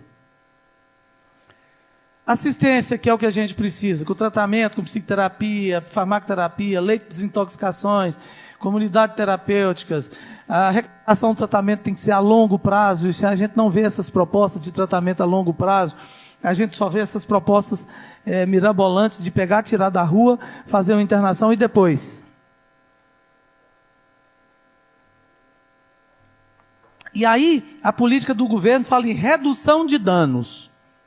Redução de danos, mães, é falar assim, ó, o seu filho não usa crack, use maconha. Não tome 1 litro de uísque, tome cerveja. É isso que é redução de danos, traduzindo isso assim. Redução de danos não pode ser o fim, a finalidade. Redução de danos tem que ser o meio. Você pode até usar disso para chegar ao fim, que é uso zero. É isso que devemos buscar. É um conceito inerentemente antiético a recuperação, principalmente em dependentes graves. Você pode usar como uma estratégia de tratamento, não como finalidade do tratamento. Qual custo e quem se beneficiará? Bom, isso aqui, ó, nós vamos ter aumento do consumo, aumento dos problemas decorrentes do uso, deslocamento do sistema judiciário para a saúde, vai ter os beneficiários, que são os usuários, os idealistas, os negociantes, e esses negociantes, mesmo contradizendo a recomendação da ONU, né? ONU, políticas globais sobre drogas devem ter viés de saúde e direitos humanos, o que não tem. A ONU recomenda reconhecer a dependência química como um distúrbio de saúde complexo e multifatorial, caracterizado por uma natureza crônica e recidivante, com causas e consequências sociais que podem ser prevenidas e tratadas através de programas eficazes de tratamento, cuidado e reabilitação baseados em evidências científicas, incluindo programas baseados na comunidade, reforçando a capacidade de assistência e reabilitação, recuperação e reintegração social de pessoas com transtornos relacionados ao consumo de substância. Isso tem acontecido no Brasil? Não. Aí está mostrando assim, o pesado posicionamento da ONU, apesar de ter situações como essa, ó, o Paraná Pesquisa fez uma pesquisa em 26 estados com 2.020 brasileiros, e eis que foi apurado, 70,9% e 84,3% dos brasileiros discordam da ideia de se liberar a maconha e a cocaína, respectivamente. Então, o povo não quer, os males estão aí, assistência em saúde mental que temos no Brasil é muito ruim a assistência pública, infelizmente. Como levantar a bandeira de legalização se não temos estrutura para lidar com os problemas que já nos são urgentes? Estaremos apenas criando mais uma situação que não será tratada com a devida atenção pelo sistema de saúde pública do Brasil. Vivemos uma grave epidemia do consumo de drogas, que é hoje o maior problema de saúde pública e segurança do país. O uso de drogas lícitas e ilícitas está atrás da maioria dos latrocínios, dos homicídios por causas banais, dos acidentes com veículos e dos suicídios, além de ser a maior causa da violência doméstica e do aumento de casos de AIDS e de outras enfermidades agudas e crônicas entre os usuários. Não existe experiência histórica ou evidência científica que mostre melhoria com descriminalização. Ao contrário, são justamente os países com maior rigor no enfrentamento às drogas que diminuem a proporção de dependentes e mortes violentas. Veja o caso do Japão e outros países mais que enfrentam isso muito intensamente. Quer fazer? Tem que fazer de forma séria. E se passar a imagem, eu vou passar isso aqui para vocês, porque eu não vou passar só o som. Vamos ver se sai a imagem aqui. A família do homem que teve um ataque de fúria e matou 4 pessoas no Paraná disse que tentou mantê-lo internado, mas não conseguiu. Olha, a secretaria... Porque está passando aqui lá. Oi? Quer ouvir o som? É daqui do Paraná.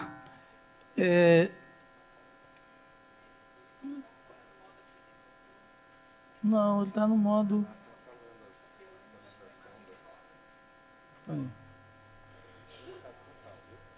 A família do homem que teve um ataque de fúria e matou 4 pessoas no Paraná disse que tentou mantê-lo internado, mas não conseguiu. Olha, a Secretaria de Saúde do município de Cambé diz que não houve falha da médica que liberou o assassino apenas algumas horas antes dessa chacina. O delegado que interrogou o assassino na cadeia diz que o rapaz não se arrepende do que fez. Segundo o policial, Diego Quirino ainda parece perturbado e, em depoimento, contou por que cometeu os crimes. Que ele alega que ele foi impulsionado por uma ordem de Deus. Mais cedo, a polícia ouviu também a médica que atendeu Diego logo depois do primeiro surto. Ela é clínica geral e não teve o nome revelado. De acordo com a polícia, a médica disse que o rapaz chegou ao pronto atendimento apresentando um quadro estável. O paciente não apresentava e não se queixava de nada. Não apresentava nenhum dos sintomas narrados e não se queixava de nada. Tanto, como ela disse, não foi necessidade nem da prescrição de medicamento. Parentes que acompanharam o atendimento a Diego contestam essa versão. Dizem que ele foi sim medicado e depois liberado, mesmo sob protestos da família, que pedia a internação do rapaz. Houve um erro ali no momento que liberaram ele para ir para casa, que nós pedíamos para ele deixar ele internado. Depois de ser liberado, Diego matou a facadas a mãe e mais 3 vizinhas. A Secretaria de Saúde de Cambé afirma que a médica que atendeu o rapaz agiu de forma correta. Mas psiquiatras dizem que quando o paciente tem um surto, o ideal é encaminhá-lo para uma unidade de atendimento especializado. Ser avaliado por um psiquiatra. É ele que pode realmente avaliar a situação. Pois é, são histórias como essa que mostram que falta no Brasil uma estrutura adequada para o atendimento psiquiátrico nesses casos onde se recomenda internação. Eu poderia mostrar para vocês vários vídeos desses que eu tenho aqui, mas esse é o problema hoje no país. Você não tem assistência psiquiátrica digna, você não tem acesso ao tratamento, você não tem a possibilidade de tratar de forma adequada. Então, o que acontece hoje? 12% da população prisional é de doente mental grave, que deveria estar em hospital psiquiátrico, em tratamento para as doenças mentais graves que essas pessoas têm. E a gente não tem esse atendimento, a gente não tem esse sistema para poder tratar. Aliás, a saúde mental no sistema prisional, ele é inexistente no nosso Ministério da Saúde. Nem existe política de saúde mental para o sistema prisional. Não sei se vocês sabem disso, mas não existe. E nós estamos lá, lotados de doentes mentais nas cadeias, que se tornaram os novos manicômios. Em nome daquela coisa podre que existia, né, de botar 5.000 pessoas dentro de um lugar e falar que aquilo era hospital, isso não é hospital, aquilo era depósito de gente. Em nome daqueles depósitos de gente, acabaram com tudo. Tudo. Aí não pode nada. Está errado, o que tinha que ter qualificado. Eu nasci numa cidadezinha lá no sertão, onde a minha cidade tinha 3.000 habitantes. A minha cidade, 3.000 habitantes. Existia um hospital com 5.000 doentes. É óbvio que isso não vai dar certo. Mas uma cidade com 5.000, uma cidade com 5.000 pessoas tem problemas estruturais. Imagina hospital. Como é que você vai ter hospital e número de gente para poder cuidar e tratar dessas pessoas? 5.000 pessoas. Óbvio que a gente não pode ser favorável àquele tipo de coisa que existia. Mas você tem um hospital psiquiátrico especializado, de qualidade, onde as pessoas precisam tratar e é necessário tratar, você falar que é contra, é a mesma coisa de ser contra a tuberculose, é a mesma coisa de ser contra a pneumonia. Eu sou contra a pessoa quebrar a perna, eu também. Eu sou contra, inclusive, morrer, que eu acho que não é adequado, a gente não devia nem morrer. Mas então, assim, a gente tem esse monte de situação, de cobrança, e aqui, assim, aí você começa... atinge e sai mais quando acontece como isso, como Casa Grande. Não quero continuar sendo escravo da droga. Era um outro vídeo que eu ia passar num depoimento do Casa Grande, mas mostrando assim, a droga realmente vicia, dá dependência, destrói as famílias, destrói a construção da vida das pessoas. Nós precisamos continuar trabalhando contra isso, não podemos permitir que se legalize no Brasil as drogas, porque o que está por trás disso é muito dinheiro. É muito dinheiro. E é isso que a gente precisa denunciar. Muito obrigado.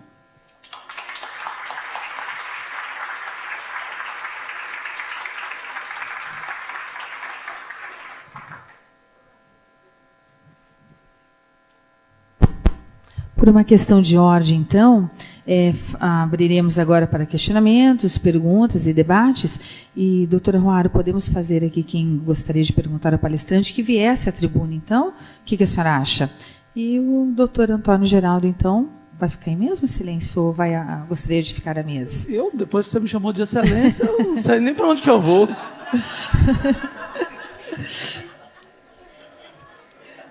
Que tá bom, né? Que tá bom. Vamos aqui. Então, tá bom. Então, por uma questão de ordem, vamos... Quem gostaria, por gentileza? Então, por favor. Eu vou pedir, então, que se encaminhe aqui à tribuna. Quantas perguntas, doutora Ruaro? Acho que 3 perguntas, então, para começarmos. É que, infelizmente, nós estamos com um problema só de esse microfone que é móvel. Então, aqui a tribuna, o doutor Antônio Geraldo vai respondendo, e daí depois as demais perguntas podemos... Isso, pode ir vindo para cá, e as demais perguntas nós enviaremos ao e-mail do doutor. Por favor, seu nome e daí a pergunta. Boa tarde, eu sou Dirleia, sou pedagoga do Colégio Estadual Brasília Vicente de Castro. E tem 2 coisas que me deixou preocupada, não é, durante a sua exposição. E vários elementos foram trazidos. Primeiro, o consumo de droga antes dos 18 anos. E eu já tive a realidade de aluno do ensino fundamental, né, aos 9 anos. Foi a primeira vez que eu tive contato com uma criança com já o uso, né, da maconha, da cola, aluno meu do ensino fundamental. E o outro é que nós temos um número grande de alunos do ensino médio que têm feito esse uso.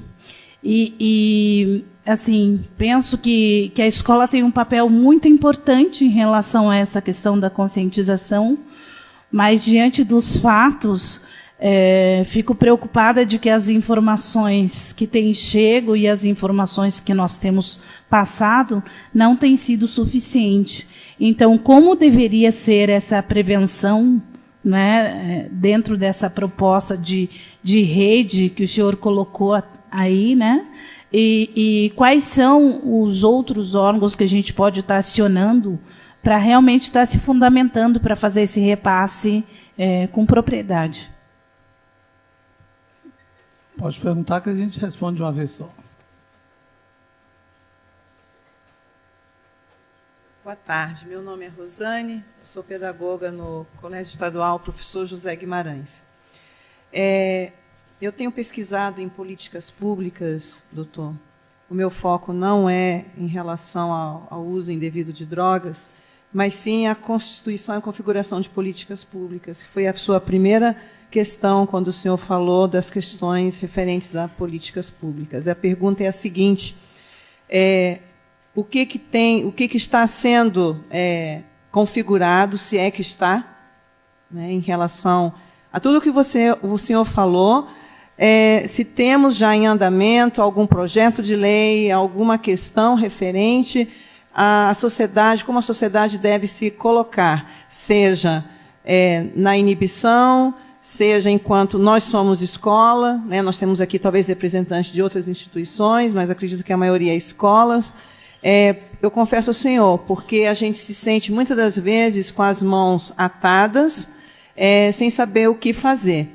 Recorremos à rede de proteção, enfim, aquilo que as políticas atuais nos permitem. Mas o que hoje está acontecendo na configuração, na escrita de políticas públicas?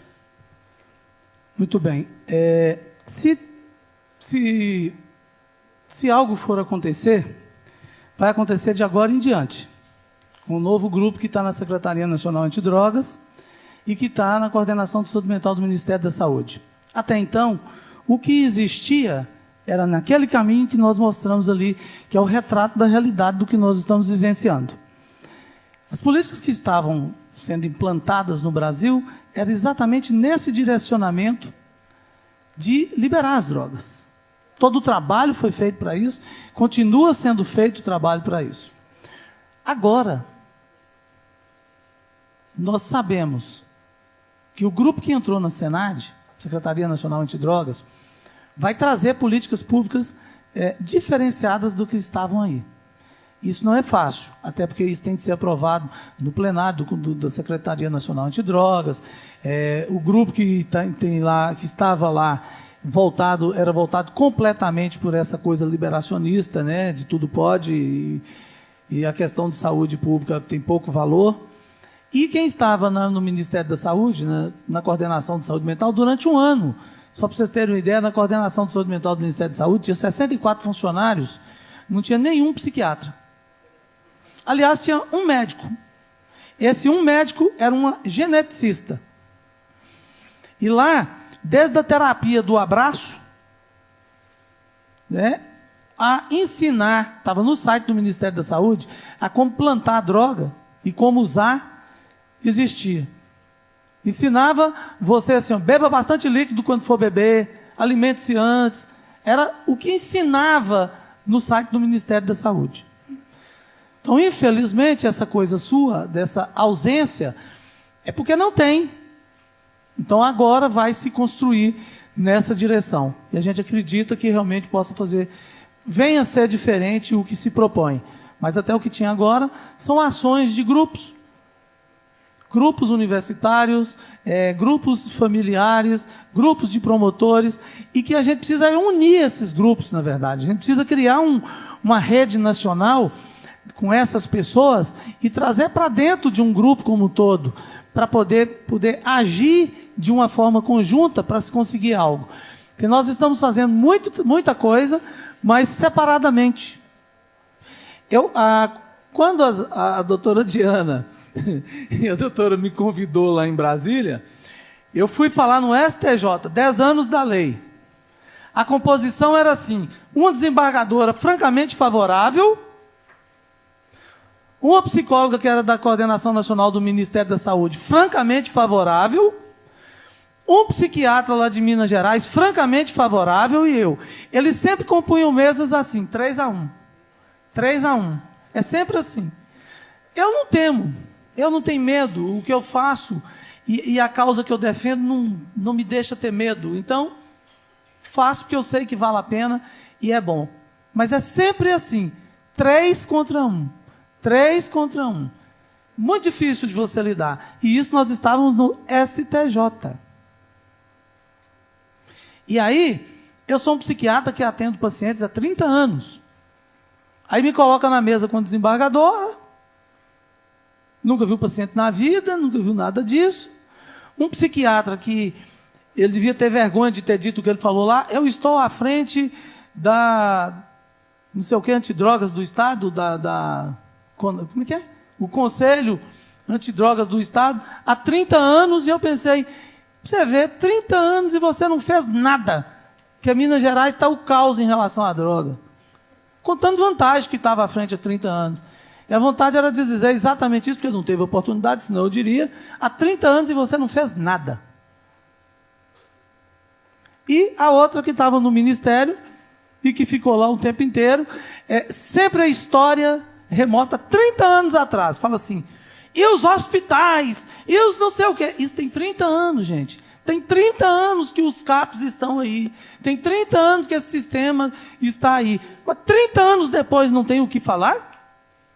Não tem o que mostrar os resultados? 30 anos depois não tem promoção de saúde? 30 anos depois não tem prevenção de doença? Ué, vai ficar sempre parecendo essa coisa de governo, né? O governo passado. Tem 30 anos. Isso tem nada a ver passaram quantos partidos políticos em 30 anos? Mas o grupo que ficou na coordenação de saúde mental do Ministério da Saúde é um grupo que só atendeu na vida papéis. Não atende ser humano, né? Senta numa mesa e atende papel, né? Atender papel é fácil. Agora, atender pessoas é outra história. E é uma outra situação. Então, a gente precisa se unir. Já coloquei a Associação Brasileira de Psiquiatria, a Associação Psiquiátrica da América Latina disponível aqui para o Ministério Público, para a gente poder trabalhar. Esses 3 aqui são 2 vice-presidentes aqui da Paranaense e o presidente da Associação Paranaense de Psiquiatria estão aqui disponíveis também para poder trabalhar, para que a gente possa fazer um trabalho conjunto no sentido de defender a saúde mental da população. É isso que nós estamos buscando. Eu não ia passar esse slide, não, mas eu vou ter que passar para vocês entenderem o que é. Eu vou passar para vocês, só para vocês entenderem aqui. Ó. Se o consumo aumentou, se os problemas decorrentes aumentaram, se a criminalidade não diminuiu, né? Ó, quem está ganhando com isso? Nem a eleição de Trump apareceu em tantas capas de revista fazendo publicidade da maconha. Nem a eleição de Trump não deu isso, ó. Todas essas revistas estão falando da maconha medicinal, ó, todas. Sendo que essa super interessante aqui, estranhamente, não tem uma publicidade nela. Uma publicidade. Vocês veem revista sem publicidade? Eu não vejo. Mas eu vou contar um negócio para vocês. É isso aqui, ó, é grana. É grana. Grana que está por trás. Deixa eu contar para vocês. Em 2012, quem investiu nessa propaganda aqui, ó, ganha milhões investindo centavos no ouro verde dos Estados Unidos. Orgânico, rentável e absolutamente dentro da lei. Isso é uma propaganda. Eu invisto em ações. Eu recebi isso aqui. Sabe o que é que subiu de 2012 a 2014? 135.000%. Sabe o que é que significa isso? Quem meteu nas ações da Pretorian em 2012, e eu falei isso em 2012 para as pessoas, $1.500. Chegou aqui em 2014 com 135.000% de rendimento. Ganhou $2.100.000. As $1.500 em ações. $2.500.000. Meu irmão quis me matar porque que eu não deixei ele investir. Mas eu não posso financiar aquilo que eu não acredito. É por isso que eu coloquei no início que eu não tinha ações dessas empresas. É por isso que eu coloquei desde o início. E nenhuma delas, nem Embev, Ambev, nada disso. Olha só. Isso aqui já é uma ação que subiu demais, 4.000%. Essa aqui é uma ação, ó, da cannabis medicinal, 14.000% nesse período aqui. O Supreme Pharmaceuticals, que é da maconha também, ó, 58.000%. Olha aqui, a Best Buy, para quem não conhece, é a maior loja de equipamentos eletrônicos dos Estados Unidos. 28.000%. E assim, isso é um estrondo. Aqui a Microsoft, 29.000%. A Cisco, 33.000% nesse período. A Franklin Templeton, que trabalha só com investimentos, vivem disso, 64.000. A Pretorian, que é produto da maconha, 135.000. Entenderam o que está por trás disso? É isso aí. É isso aqui que vocês estão vendo. Ó. Ao longo de 2016, houve 64 empresas do setor de maconha que se valorizaram acima de 1.000%. Possuir ações de apenas uma dessas empresas já bastaria para mudar a sua vida. Foram 10, 20, 30, 70 vezes o valor investido, que transformaram $1.500 em 18.000. Mais, isso aqui, assim, isso aqui nós estamos falando em 2016 só. Essa propaganda eu recebi para poder investir. E é sabido.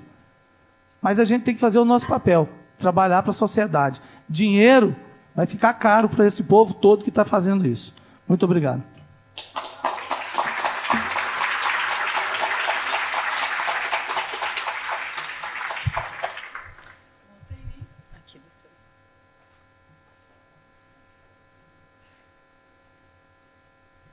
Não sei como agradecer as suas palavras aqui, doutor Antônio, porque realmente acho que fez um diferencial. Quando nós vimos a sua palestra no Superior Tribunal de Justiça em Brasília, nós realmente, como eu falei no início, não podíamos deixar de compartilhar com à sociedade paranaense esses dados que trazem a verdade, a realidade, né?